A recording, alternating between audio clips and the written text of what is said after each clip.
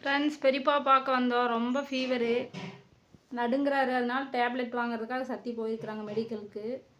என்ன பண்ணுறதுனே தெரியலைங்க ஃப்ரெண்ட்ஸ். அங்கேயும் ஆடு மாடு இருக்குது. குழந்தைங்க 4 மணிக்கு வந்துடுவாங்க. எங்கள் அம்மா வரக்கு 8:30 ஆகும். இன்னும் சேலும் ஆகலை. ஆடு மாடும் சேல் ஆகலை.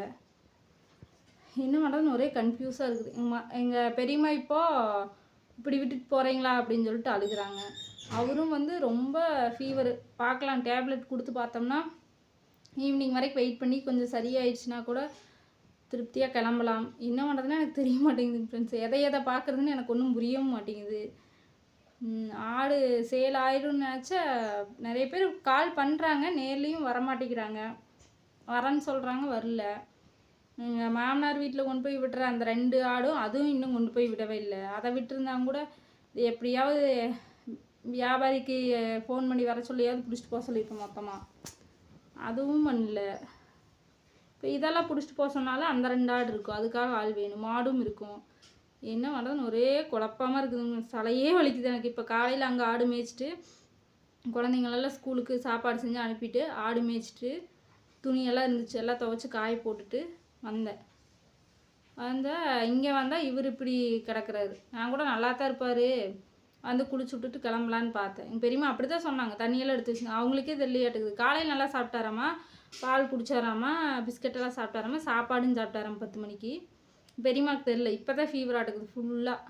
பயங்கரமாக இருக்குது. சக்தி போய் குளிக்கிறக்கு எழுப்பலான்ட்டு தொடம்போது பயங்கரமாக ஹீட்டு.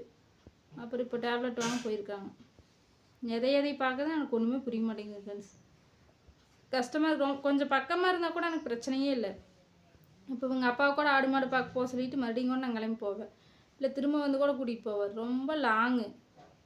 அப்படியும் வந்து போயிட்டு வர மாதிரியும் இல்லை. போகிறக்கே 1.5 மணி நேரம் ஆகும், வரக்கு 1.5 மணி நேரம். எப்படிங்க ஃப்ரெண்ட்ஸ் வந்துட்டு போக முடியும்? பார்க்குறக்கு ஆள் இல்லைங்க. எனக்கு பைத்தியம் முடிச்சிட மாட்டேங்குது. எப்படியோ கடவுள் புண்ணியத்தில் டேப்லெட் கொடுத்தோன்னே சரியாயிடணும் ஃப்ரெண்ட்ஸ். அதுவுமே தண்ணியில் கரைச்சி தான் கொடுக்கணும். அவர் முழுங்கலாம் மாட்டார், அந்த கண்டிஷனில் படுத்துட்டுருக்கிறார். தண்ணி இப்போ கொஞ்சம் வாய்க்கில் ஊற்றுற, அதவே நல்லா முழுங்கலை. குடன்னு சத்தம் கேட்குது. அதனால் எழுந்திரிச்சு நல்லா இப்படி தலையை மேலே தூக்கி பிடிச்சி தண்ணியில் கரைச்சி தான் கொடுக்கணும் மாத்திரை. சோதனை வரல, இவ்வளோ சோதனை வரக்கூடாது. நீங்களும் கடவுளை வேண்டிக்கோங்க, நானும் வேண்டிக்கிறேன். ஈவினிங்குள்ளே சரியாயிடுச்சுன்னா நானும் நல்ல முறையாக வீட்டுக்கு கிளம்புவேன். எனக்கு அலைஞ்சு இதுவே டயர்டாக இருக்குதுங்க ஃப்ரெண்ட்ஸ். அங்கடையது இங்கடையது ஆடு மாடு மேய்க்கிறது எனக்கு டயர்டாக ஆகுது. ஃபுல்லாக ஒரு 2 நாள் ரெஸ்ட் கொடுத்தாங்கன்னா நல்லா சாப்பிட்டு சாப்பாடு செஞ்சு கொடுத்தாங்கன்னா நல்லா ரெஸ்ட் எடுக்கலான்ட்டு இருக்குது. அப்படி இருக்குது. இன்னும் சொல்கிற மாதிரில. ஓகே, அடுத்த வீடியோவில் சொல்கிறேன். நிறைய பேர் பெரியப்பாவை கேட்டீங்க, அதுக்காக. ஓகே, பாய். உங்கள் சப்போர்ட்டுக்கு ரொம்ப ரொம்ப நன்றி.